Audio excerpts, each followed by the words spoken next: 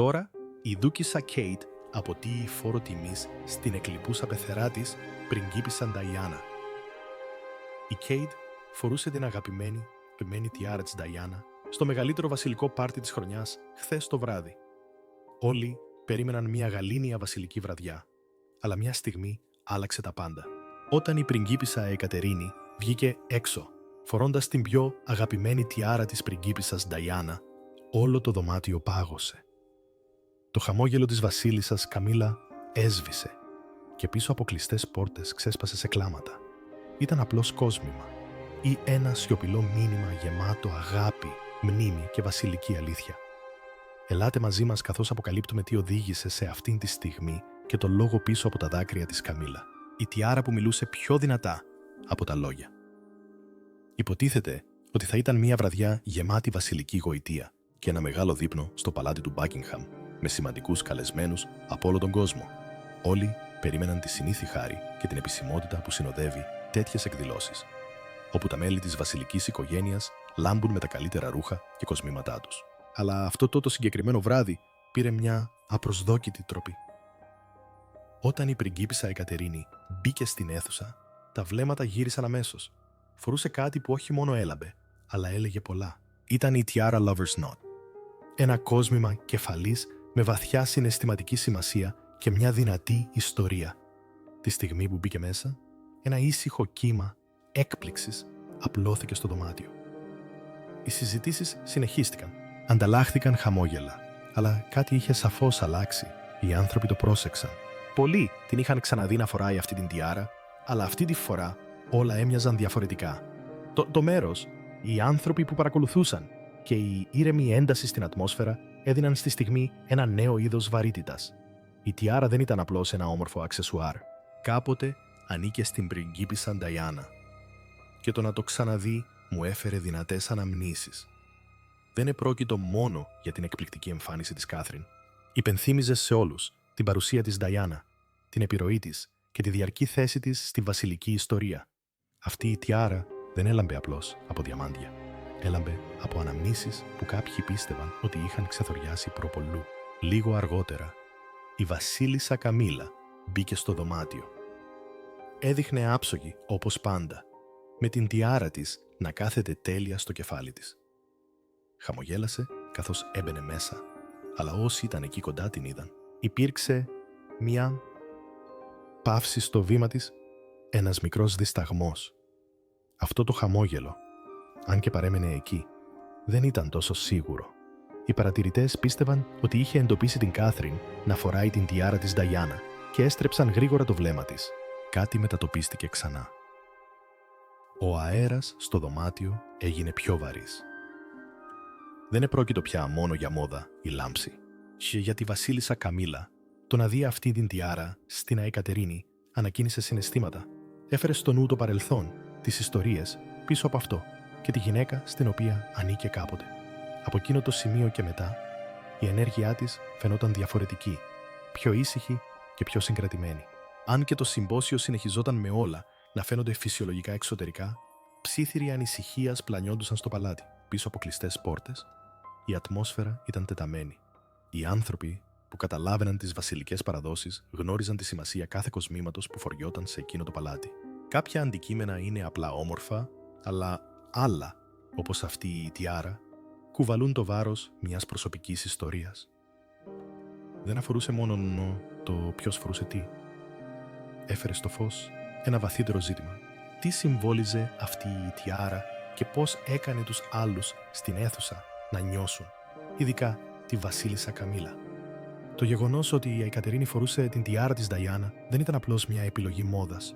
Ξύπνησε συναισθήματα, αναζωπήρωσε αναμνήσεις και πιθανώς σηματοδότησε ακόμη και κάτι μεγαλύτερο για τη θέση της στη βασιλική οικογένεια. Εκείνη τη στιγμή όλα έμοιαζαν ομά, προσωπικά και σχεδόν πολύ κοντά στην καρδιά. Αυτή η τιάρα, με τα λαμπερά διαμάντια και το δυνατό παρελθόν της, έγινε κάτι περισσότερο από ένα απλό κόσμημα. Έγινε ένα μήνυμα. Και για την Καμίλα. Ήταν ένα μήνυμα στο οποίο δεν θα μπορούσε ποτέ να ανταποκριθεί πραγματικά. Επειδή αυτή η κληρονομιά και η σύνδεση δεν θα ήταν ποτέ δικές της. Τώρα ας αποκαλύψουμε γιατί η παρουσία αυτής της τιάρας ήταν τόσο ενοχλητική. η σημασία της τιάρας για πολλούς ανθρώπους. Η Ζαλπού είναι απλώς μια λαμπερή διαμαντένια τιάρα, όμορφη, βασιλική και διαχρονική, αλλά για τη βασίλισσα Καμίλα, η τιάρα με τον κόμπο του εραστή αντιπροσωπεύει κάτι πολύ βαθύτερο και πιο επώδυνο. Της υπενθυμίζει σιωπηλά τον ρόλο που δεν της επιτράπηκε ποτέ να αναλάβει, τον θαυμασμό που δεν έλαβε ποτέ πραγματικά και την αγάπη που πάντα ανήκε σε κάποιον άλλο. Η πριγκίπισσα Νταϊάννα φορούσε αυτήν την τιάρα σε μερικές από τις πιο αξέχαστες και συναισθηματικά φορτισμένες στιγμές της ζωής της. Με την πάροδο του χρόνου έγινε κάτι περισσότερο από ένα απλό βασιλικό αξεσουάρ. Έγινε μέρος της ιστορίας της. Μετέφερε τη δύναμή της, τη θλίψη της και τη σιωπηλή χάρη της. Έτσι, όταν η πριγκίπισσα Αϊκατερίνη το φόρεσε ξανά, ειδικά σε μια τόσο δημόσια και με τόσο μεγάλη τηλεθέαση εκδήλωση, έφερε πίσω ένα κύμα συναισθημάτων που ήταν δύσκολο να αγνοηθεί. Αυτό το κομμάτι δεν έλαμπε απλώς από διαμάντια. Έλαμπε από αναμνήσεις μιας γυναίκας της οποίας η κληρονομιά έχει γίνει μόνο ισχυρότερη από τότε που απεβίωσε. Για κάποιους μέσα στο παλάτι, η τιάρα θεωρούνταν η αόρατη ασπίδα της Νταϊάννα. Την έκανε να φαίνεται δυνατή ακόμα και όταν πονούσε. Για την Καμίλα, βλέποντας την Κάθριν να φοράει, ίσως να ένιωθε σαν το παρελθόν να είχε μπει στο δωμάτιο, απρόσκλητο και αξέχαστο. Η ιστορία της Καμίλα ήταν πάντα περίπλοκη. Το όνομά της εξακολουθεί να είναι στενά συνδεδεμένο με το οδυνηρό τέλος του γάμου της Νταϊάννα και του Καρόλου. Πιστεύετε ότι η κυρία Parker Bowles έπαιξε ρόλο στην κατάρρευση του γάμου σας? Λοιπόν, ήμασταν 3 σε αυτόν τον γάμο. Για χρόνια ήταν αντικείμενο δημόσιας κρίσης. Και ακόμη και αφού έγινε βασίλισσα σύζυγος, εξακολουθούν να υπάρχουν άνθρωποι που δυσκολεύονται να την αγκαλιάσουν. Προσπάθησε να προχωρήσει, αλλά η σκιά της κληρονομιάς της Νταϊάννα συνεχίζει να την ακολουθεί. Το να βλέπει την Κάθριν, χαριτωμένη, αγαπημένη και σεβαστή, να φοράει την ίδια τιάρα, ίσως να έστελνε ένα ήσυχο, οδυνηρό μήνυμα. Ένα μήνυμα ότι, όσο καιρό και αν έχει περάσει, η καρδιά του κοινού εξακολουθεί να κλείνει προς την Νταϊάννα. Κάποιες πληγές, ειδικά οι συναισθηματικές, δεν κλείνουν ποτέ πλήρως. Εκείνο το βράδυ φαινόταν σαν η τιάρα να τις άνοιξε ξανά χωρίς να επιλέξει. Και μετά υπάρχει και το θέμα του τι ανήκει σε ποιον. Οι περισσότεροι υποθέτουν ότι η Καμίλα, ως βασίλισσα σύζυγος, θα παραλάμβανε τα βασιλικά κοσμήματα της Ελισάβετ. Πράγματι, έλαβε πολλά πολύτιμα αντικείμενα.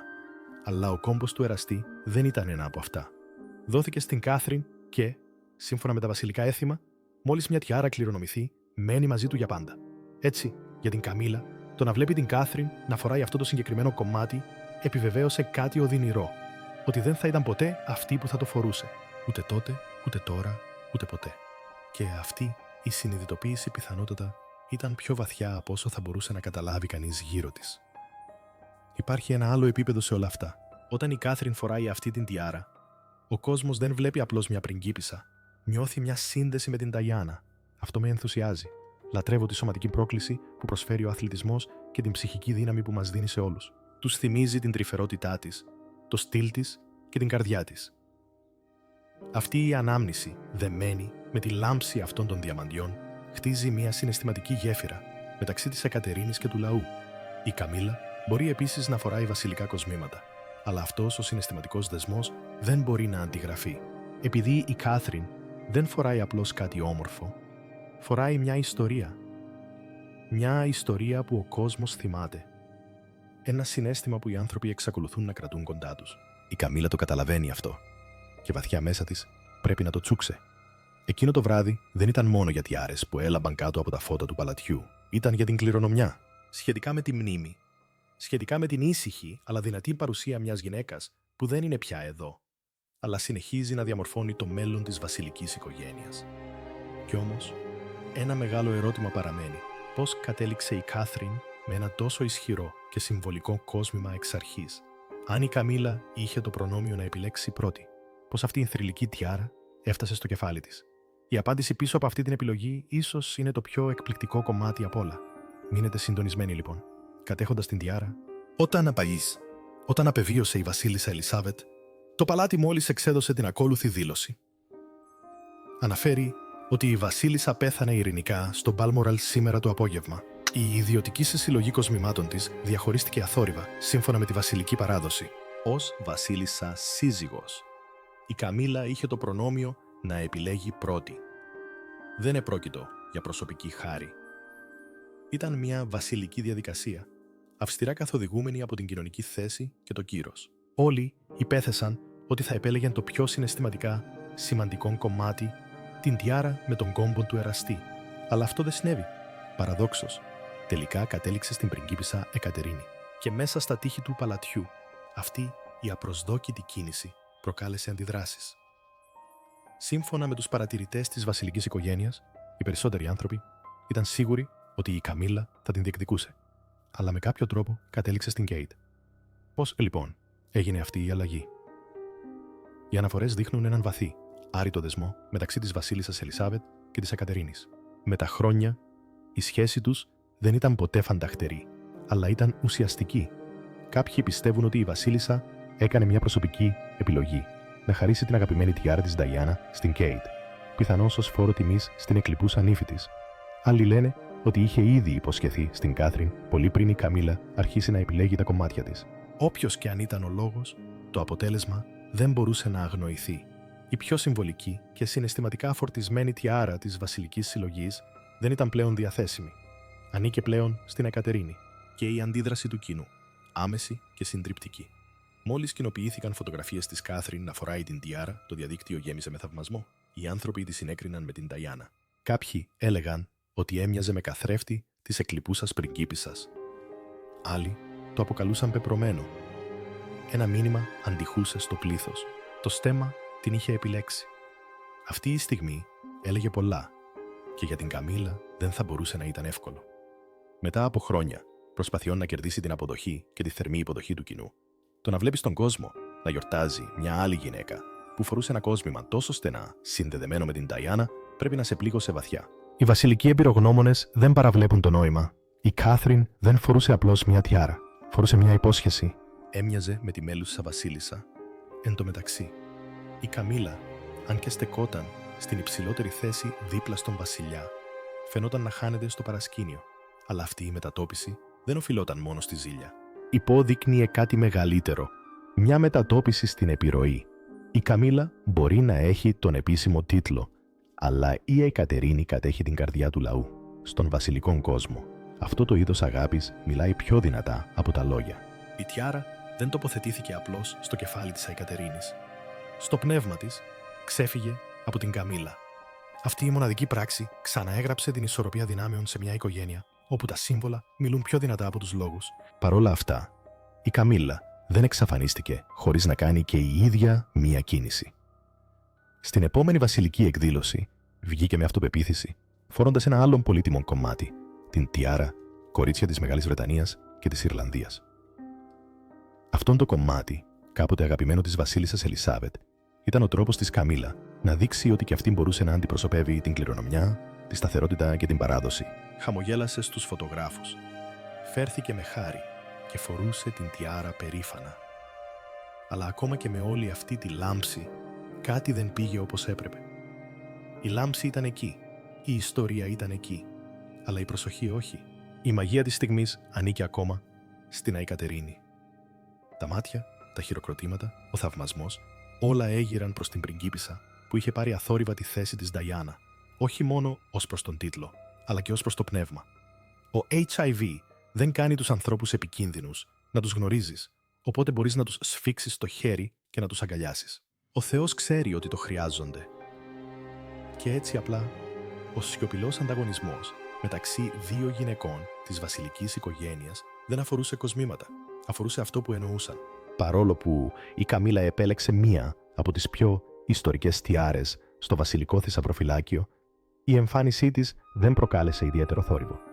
Τα μέσα ενημέρωσης αντέδρασαν ελάχιστα και οι άνθρωποι στο διαδίκτυο δεν μιλούσαν για τις εκθαμβωτικές πέτρες ή τη βαθιά βασιλική ιστορία πίσω από το τιάρα που φορούσε αρχικά η βασίλισσα Μέρι. Αντίθετα, όλοι εξακολουθούσαν να έχουν αιμονή με την Εκατερίνη. Η Καμίλα φαινόταν κομψή, ναι, αλλά ήταν η εικόνα της Κέιτ και η εμβληματική τιάρα της Νταϊάννα που έμειναν χαραγμένες στο μυαλό των ανθρώπων. Η συζήτηση δεν αφορούσε την αξία ή τη λάμψη των πολύτιμων λίθων. Αφορούσε τα συναισθήματα που κρύβονταν πίσω από αυτά. Και σε αυτή την συναισθηματική κατηγορία, η τιάρα που φορούσε η Καμίλα απλά δεν μπορούσε να συγκριθεί με αυτή στο κεφάλι της Εκατερίνης. Αυτό που δυσκόλευε την Καμίλα ήταν το πόσο εύκολα και φυσικά φαινόταν όλα για την Εκατερίνη. Ενώ η Καμίλα προσπαθούσε να κάνει μια δήλωση και να εξασφαλίσει τη θέση της στη βασιλική ιστορία, η Κέιτ το ζούσε ήδη και ο κόσμος το πρόσεχε. Η Κάθριν δεν χρειάστηκε να επιλέξει. Φορούσε την τιάρα του εραστή και ο κόσμος αντέδρασε με ζεστασιά και συγκίνηση. Η Καμίλα μπορούσε να φορέσει ένα εξίσου μεγαλοπρεπές στέμμα και σχεδόν κανείς δεν τσίμπησε. Αυτή η διαφορά πρέπει να πόνεσε. Γιατί ακόμα και με την υψηλή θέση και τον επίσημο τίτλο της, η Καμίλα φαινόταν να κυνηγάει το είδος της αγάπης από τους ανθρώπους που ήδη είχε η Κάθριν. Η στιγμή που η Καμίλα ήλπιζε ότι θα ήταν η λαμπρή επιστροφή της, στην πραγματικότητα έκανε το αντίθετο. Αντί να αμβλύνει τη λάμψη της Κέιτ, έκανε την αντίθεση μεταξύ τους ακόμη πιο έντονη. Η μία γυναίκα θαυμάζεται ενώ η άλλη λατρεύεται. Και στη βασιλική οικογένεια δεν αρκεί απλώς να τοποθετήσεις ένα στέμμα στο κεφάλι σου. Πρόκειται για το τι νιώθει ο κόσμος όταν σε βλέπει να το φοράς. Όλο και περισσότερο το κοινό δεν βλέπει την Καμίλα σε αυτόν τον ρόλο. Στην πραγματικότητα βλέπει την Κάθριν. Γιατί? Λοιπόν, αυτές οι τιάρες έχουν τόση συναισθηματική δύναμη. Δεν πρόκειται απλώς για ομορφιά. Πρόκειται για παράδοση. Υπάρχουν αυστηροί βασιλικοί κανόνες πίσω από κάθε μία. Δεν μπορεί ο καθένας να φορέσει τιάρα. Στην πραγματικότητα, η τιάρα ανατίθεται προσωπικά από τον μονάρχη. Και μόλις μια τιάρα δοθεί σε μια βασιλική γυναίκα, είναι δική της για πάντα. Αυτό σημαίνει ότι όταν η Κάθριν δέχθηκε τον κόμπο του εραστή, η πόρτα έκλεισε για πάντα. Η Καμίλα δεν μπορούσε να το φορέσει ούτε μία φορά. Σύμφωνα με τους βασιλικούς εμπειρογνώμονες, τα κοσμήματα δεν μοιράζονται. Δεν πρόκειται για προσωπική προτίμηση. Πρόκειται για δομή, ιεραρχία και μήνυμα. Κάθε τιάρα αφηγείται μια ιστορία.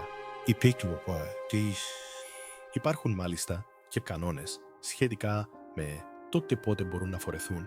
Οι γυναίκες που ανήκουν στη βασιλική οικογένεια επιτρέπεται να τα φορούν μόνο μετά τις 5 με μαστρομακεμετέ και μόνο σε επίσημες εκδηλώσεις σε κρατικό επίπεδο.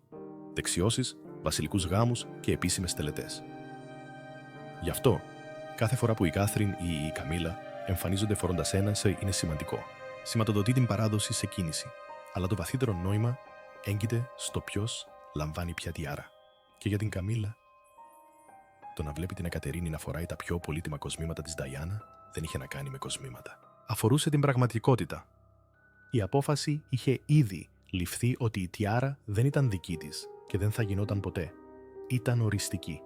Υπάρχει επίσης ένας κανόνας που ορίζει ότι μόνο οι γυναίκες που έχουν γεννηθεί σε βασιλική οικογένεια ή όσες έχουν παντρευτεί επίσημα μέλη της οικογένειας μπορούν να φορούν τιάρες. Η πρώτη φορά που η Κάθριν φόρεσε μια τιάρα ήρθε την ημέρα του γάμου της, όπως ακριβώς και της Νταϊάννα. Η Μέγκαν Μάρκλ ακολούθησε την ίδια παράδοση. Αυτές δεν είναι απλώς γλυκές χειρονομίες. Σηματοδοτούν την επίσημη είσοδο μιας βασιλικής γυναίκας στη μοναρχία. Η πρώτη στιγμή με την τιάρα δεν αφορά μόνο την έγκλη. Πρόκειται για ένα βήμα στην ιστορία. Για την Καμίλα, όμως, αυτοί οι βασιλικοί κανόνες μπορεί να μην μοιάζουν με έθιμα που υπόσχονται περηφάνεια. Μπορεί να μοιάζουν περισσότερο με κλειδωμένες πόρτες. Η μία τιάρα που ίσως πραγματικά επιθυμούσε δεν είναι πλέον εφικτή.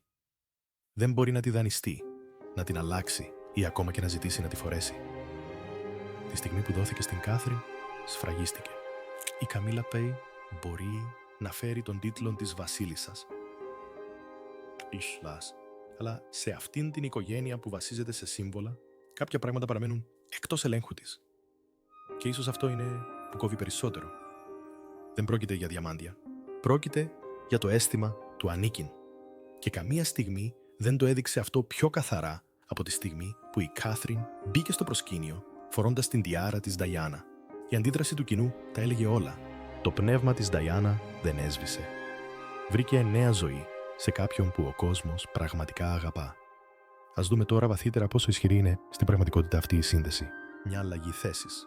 Όσο ψηλά και αν ανέβει η Καμίλα ή όσους τίτλους και αν κερδίσει, η παρουσία της συγκρίνεται συνεχώς με μια αξέχαστη γυναίκα, την Νταϊάννα. Η αείμνηστη πριγκίπισσα της Ουαλίας δεν άφησε πίσω της μόνο αναμνήσεις. Άφησε μια δυνατή κληρονομιά. Και κάθε φορά που η Κάθριν τοποθετεί αυτή την εμβληματική τιάρα στο κεφάλι της, γίνεται κάτι περισσότερο από ένα απλό λαμπερό κόσμημα. Οι άνθρωποι δεν βλέπουν απλώς διαμάντια, νιώθουν κάτι. Θυμούνται την ευγενική καρδιά της Νταϊάννα, την καλοσύνη της, τις δυσκολίες της. Και όταν κοιτάζουν την Κάθριν, βλέπουν κάποιον που φέρει τις ίδιες ευγενικές δυνάμεις. Για πολλούς, είναι σαν να βλέπουν την Νταϊάννα ξανά από την αρχή, αλλά αυτή τη φορά τυλιγμένη σε ηρεμία και αυτοπεποίθηση. Αυτό κάνει το ταξίδι της Καμίλα ακόμα πιο δύσκολο. Έχει πάρει τη θέση της δίπλα στον βασιλιά Κάρολο, έχει αγκαλιάσει κάθε καθήκον και έχει εργαστεί για να κερδίσει τη θέση της μέσα στη μοναρχία. Αλλά εξακολουθεί να υπάρχει ένα αισθητό κενό. Το κοινό δεν την αγκαλιάζει με τον ίδιο θερμό τρόπο που την αγκαλιάζει με την Κάθριν. Αυτό έγινε πιο ξεκάθαρο από ποτέ, όταν η Κάθριν φόρεσε την τιάρα του εραστή. Αυτό το στέμμα δεν έλαμπε απλώς. Ξύπνησε συναισθήματα. Και αυτά τα συναισθήματα δεν ήταν συνδεδεμένα με την Καμίλα. Ανήκαν πρώτα στην Νταϊάννα και τώρα φαίνεται να ανήκουν στην Κάθριν. Δεν έχει σημασία μόνο ο ποιος φοράει την τιάρα σωματικά. Έχει να κάνει με το ποιον θέλει να δει ο κόσμος να τη φοράει. Αυτός ο συναισθηματικός δεσμός δεν μπορεί να δημιουργηθεί μόνο με προσπάθεια. Η Κάθριν δεν προσπαθεί να κερδίσει καρδιές. Απλώς τις συγκρατεί φυσικά. Μέσω της ήρεμης δύναμής της, του φιλανθρωπικού της έργου και της ικανότητάς της να παραμένει χαριτωμένη, ακόμα και υποπίεση, έχει χτίσει αθόρυβα μια ισχυρή σύνδεση με το κοινό. Και όταν εμφανίζεται φορώντας την αγαπημένη τιάρα της Νταϊάννα, επιβεβαιώνει αυτό που πολλοί ήδη νιώθουν, ότι μεταφέρει το πνεύμα της Νταϊάννα σε μια νέα γενιά. Η Καμίλα μπορεί να φέρει τον τίτλο της βασίλισσας, αλλά η βαθιά αγάπη του κοινού κλείνει προς την Εκατερίνη. Δεν είναι κάτι που μπορεί να αγοραστεί με έναν βασιλικό τίτλο. Στην πραγματικότητα, η τιάρα γίνεται κάτι περισσότερο από ένα κομμάτι παράδοσης. Γίνεται μια αντανάκλαση του πώς ο κόσμος βλέπει και τις δύο γυναίκες. Η Καμίλα μπορεί να έχει την επίσημη εξουσία, τη βασιλική περιουσία και όλες τις τελετές, αλλά η Κάθριν έχει τον θαυμασμό του κόσμου. Και σε μια μοναρχία που ευδοκιμεί στα σύμβολα και το νόημα, αυτή η σιωπηλή αγάπη από τον λαό μπορεί να είναι το πιο ισχυρό πράγμα από όλα. Τώρα που αυτό το συναισθηματικό χάσμα έχει γίνει τόσο σαφές, προκύπτει φυσικά ένα άλλο ερώτημα. Πώς κατέληξε η Εκατερίνη με την τιάρα του εραστή, όταν η Καμίλα, εκτάξεως, είχε το δικαίωμα να επιλέξει πρώτη? Τι πραγματικά συνέβη πίσω από τα τείχη του παλατιού? Ήρθε η ώρα να αποκαλύψουμε τις ιδιωτικές αποφάσεις και τις απροσδόκητες στροφές που οδήγησαν σε αυτή τη στιγμή. Μυστικά, θαμμένα μέσα στο βασιλικό θησαυροφυλάκιο κοσμημάτων που πολλοί δεν περίμεναν ποτέ να έρθουν. Η ιστορία πίσω από τον κόμπο του εραστή της Νταϊάννα, πολύ πριν προκαλέσει συναισθήματα και ήσυχες αντιπαλότητες μέσα στα τείχη του παλατιού. Η τιάρα του κόμπου του εραστή ήταν ένα ισχυρό σύμβολο αγάπης, θλίψης και αξέχαστης ιστορίας. Δημιουργήθηκε για πρώτη φορά το 1914, ειδικά για τη βασίλισσα Μέρι, και στη συνέχεια πέρασε στη βασίλισσα Ελισάβετ Βέπτα. Χρόνια αργότερα, η βασίλισσα επέλεξε να τη χαρίσει στην πριγκίπισσα Νταϊάννα ως γαμήλιο δώρο. Αλλά αυτό δεν ήταν απλώς ένα δώρο. Έγινε μέρος του εαυτού της Νταϊάννα. Το φορούσε σε επίσημες εκδηλώσεις, σε διεθνή ταξίδια, ακόμη και στις πιο επώδυνες δημόσιες εμφανίσεις της. Αν και η τιάρα έλαμπε όμορφα, ήταν βαριά και δεν φοριόταν εύκολα, σχεδόν σαν μια αντανάκλαση της ζωής της Νταϊάννα μέσα στην βασιλική οικογένεια. Ωστόσο, ποτέ δεν το άφησε αυτό να φανεί. Το φορούσε με τόση χάρη που με την πάροδο του χρόνου η τιάρα έπαψε να είναι απλώς ένα κόσμημα. Έγινε σύμβολο της ήσυχης δύναμής της. Σύμφωνα με όσους γνώριζαν την ιστορία της, κάθε φορά που η Νταϊάννα φορούσε αυτήν την τιάρα, ήταν σαν να έλεγε «Είμαι ακόμα εδώ». Ακόμα και όταν ο γάμος της κατέρεε, παρέμεινε ψύχρεμη και αξιοπρεπής μπροστά στα μάτια του κοινού. Και η τιάρα ήταν εκεί μαζί της, μοιράζοντας σιωπηλά το ταξίδι της. Μετά τον τραγικό θάνατο της Νταϊάννα, το 1997, η τιάρα εξαφανίστηκε από το οπτικό της πεδίο. Την άφησαν στην άκρη, σαν να την είχαν κρύψει μαζί με τον πόνο της απώλειάς της. Για χρόνια, κανείς δεν το άγγιξε. Παρέμεινε κρυμμένο, γεμάτο αναμνήσεις και συναισθήματα. Έπειτα, το 2015, συνέβη κάτι απροσδόκητο. Η τιάρα επέστρεψε. Αλλά όχι από την Καμίλα. Ήταν η Εκατερίνη, η πριγκίπισσα της Ουαλίας, που τη φορούσε. Εκείνη η στιγμή προκάλεσε ένα μικρό σοκ στους βασιλικούς παρατηρητές. Ήταν σαν να είχε επιστρέψει η Νταϊάννα, όχι σωματικά, αλλά πνευματικά. Το γεγονός ότι η Κάθριν φορούσε την τιάρα δεν είχε μόνο στυλ. Επέστρεψε στη μνήμη της Νταϊάννα σε πλήρη βασιλική λαμπρότητα. Και αυτή η βαθιά συναισθηματική αναζωπήρωση είναι ακριβώς ο λόγος που αυτή η τιάρα επηρεάζει τόσο βαθιά την Καμίλα. Το κοινό λάτρευε την Νταϊάννα και τώρα νιώθει την ίδια ζεστασιά για την Εκατερίνη. Η Καμίλα μπορεί να έχει επιλέξει ανάμεσα σε εκθαμβωτικά κοιμήλια από τη βασίλισσα Μέρι και τη βασίλισσα Ελισάβετ, αλλά αυτό το συγκεκριμένο κομμάτι, αυτή η βαθιά συναισθηματική τιάρα, κατέχει μια θέση που κανένα άλλο στέμμα δεν μπορεί να συγκριθεί. Θα ανήκει πάντα στις καρδιές των ανθρώπων. Στην Νταϊάννα. Ακόμα και αν άλλοι φορούν διαφορετικά κομμάτια, αυτό θα αντυχεί για πάντα το όνομα της Νταϊάννα. Και τώρα το πραγματικό ερώτημα παραμένει: πώς κατέληξε στα χέρια της Εκατερίνης, ενώ η Καμίλα αναμενόταν να έχει την πρώτη επιλογή?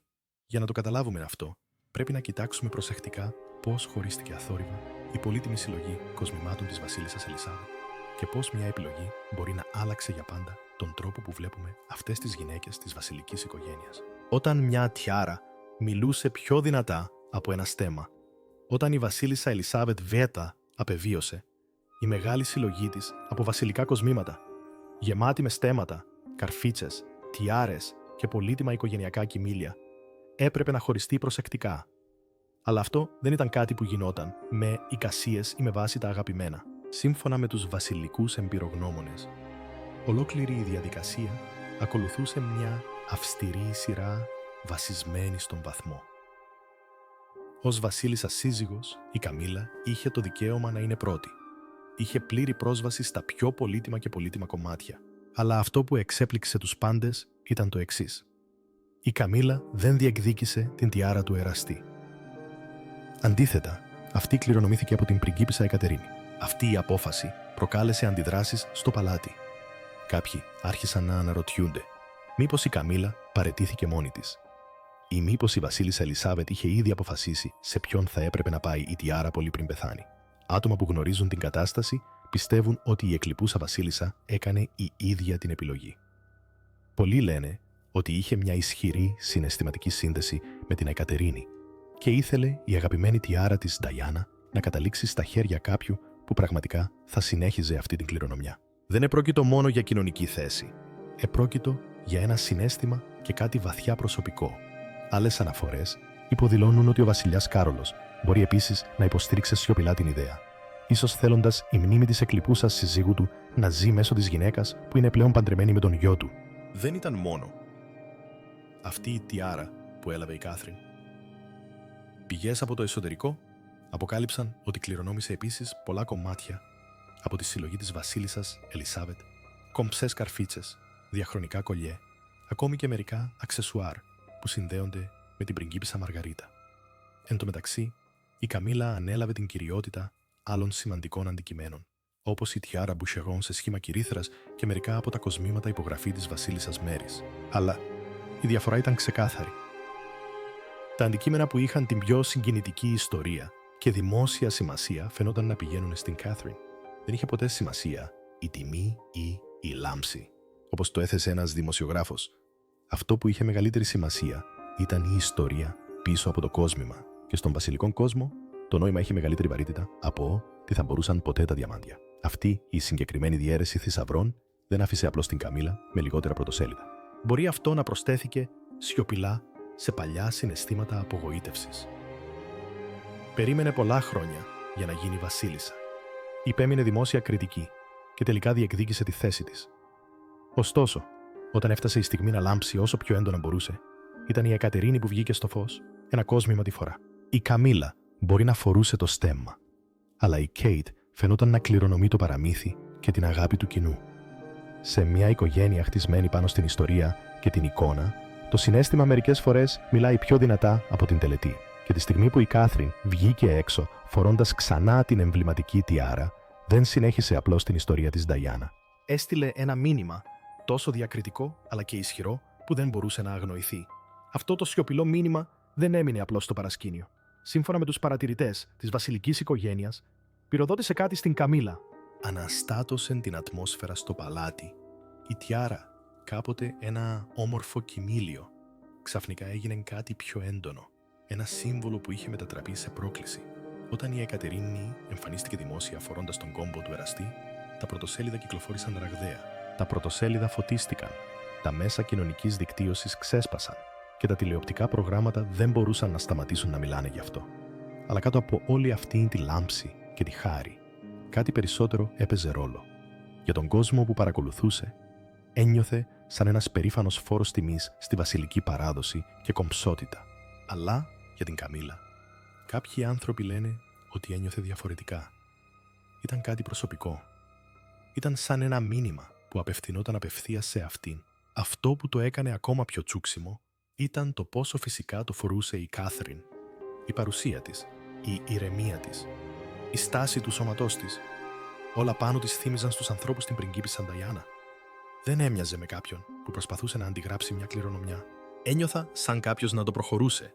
Και αυτό είναι κάτι που η Καμίλα δεν θα μπορούσε ποτέ να κάνει πραγματικά.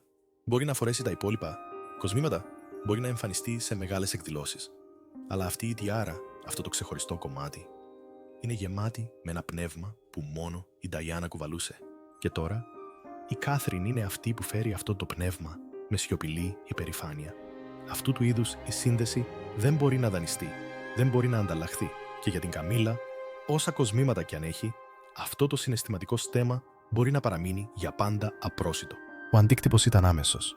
Τα μέσα κοινωνικής δικτύωσης εξερράγησαν από συγκρίσεις, καθώς οι άνθρωποι άρχισαν να μοιράζονται εικόνες της πριγκίπισσας Νταϊάνα και της πριγκίπισσας Εκατερίνης δίπλα-δίπλα. Τα σχόλια άρχισαν να κατακλείζουν. Πολλοί άρχισαν να αποκαλούν την Κέιτ πριγκίπισσα του σύγχρονου λαού, δίνοντάς της μάλιστα το παρατσούκλι βασίλισσα των καρδιών 2. Μέσα σε λίγες μόνο ώρες, η τιάρα μεταμορφώθηκε σε κάτι πολύ πιο ισχυρό αποκόσμημα. Έγινε σύμβολο της γυναίκας που το κοινό βλέπει πλέον ως το μέλλον της μοναρχίας. Το ίδιο βράδυ, η Καμίλα εμφανίστηκε επίσης φορώντας ένα διαφορετικό στέμμα. Αλλά λίγοι φάνηκαν να το προσέχουν.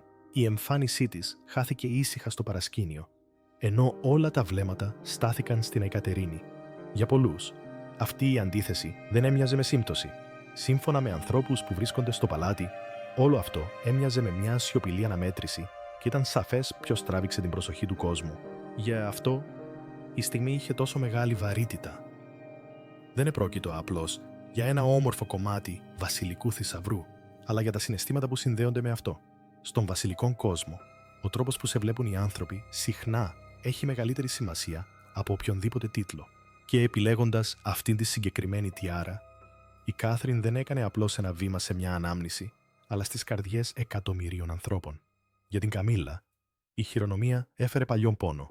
Της θύμισαν κάτι που προσπαθούσε εδώ και καιρό να ξεχάσει. Δεν έχουν όλα τα στέμματα στο κεφάλι σου. Κάποια είναι βαθιά αισθητοποιημένα από τον κόσμο και αυτά είναι που έχουν πραγματικά σημασία. Τώρα που τα συναισθήματα έχουν αναστατωθεί και το κοινό φαίνεται να διαλέγει ποια πλευρά, απομένει ένα μεγάλο ερώτημα. Μπορεί αυτή η στιγμή να σβηστεί? Ή μήπως δημιούργησε ένα διαρκές χάσμα που ούτε η Καμίλα, με όλη της τη βασιλική εξουσία, δεν μπορεί να διορθώσει? Για να το κατανοήσουμε καλύτερα, πρέπει να κοιτάξουμε πίσω πριν από τις τιάρες και τα πρωτοσέλιδα. Όταν η ένταση μεταξύ της Καμίλα και της Κάθριν άρχισε να διαμορφώνεται, η χαοτική σχέση, η περίπλοκη ιστορία τους χρονολογείται χρόνια πίσω. Πολύ πριν οποιαδήποτε βασιλική αντιπαλότητα φτάσει στην πρώτη σελίδα. Τα πράγματα ήταν ήδη άβολα όταν ο πρίγκιπας Βίλιαμ σύστησε την Κέιτ Μίτλετον στον στενό κύκλο της βασιλικής οικογένειας. Από την αρχή, η Καμίλα φέρεται να είχε ανησυχίες. Δεν επρόκειτο για την προσωπικότητα ή τους τρόπους της Κέιτ. Αυτά ήταν μια χαρά. Αυτό που ενοχλούσε την Καμίλα, σύμφωνα με ψιθύρους μέσα στο παλάτι, ήταν το υπόβαθρο της Κέιτ. Δεν γεννήθηκε σε βασιλική οικογένεια ή αριστοκρατία. Δεν προερχόταν από ευγενείς ρίζες. Στα μάτια της Καμίλα, αυτό την καθιστούσε ακατάλληλη για τον κόσμο στον οποίο έμπαινε. Είναι σημαντικό να θυμόμαστε ότι ούτε η Καμίλα είχε εύκολο ταξίδι στη βασιλική ζωή. Έπρεπε να αγωνιστεί για τη θέση της, να αντιμετωπίσει την αυστηρή δημόσια κρίση και να αποδείξει την αξία της στη βασιλική οικογένεια για πολλά χρόνια. Έτσι, όταν η Κέιτ ήρθε και λατρεύτηκε αμέσως από το κοινό, ίσως να της φάνηκε λίγο άδικο. η Kate δεν χρειαζόταν να κερδίσει την αγάπη. Της το έδωσαν σχεδόν εν μία νυχτή. Τι πιστεύετε λοιπόν για την αντίδραση της Καμίλα στην κατοχή της Kate? Πιστεύετε ότι θα επηρεάσει τη μοναρχία στο μέλλον? Ας ακούσουμε τη γνώμη σας στα σχόλια.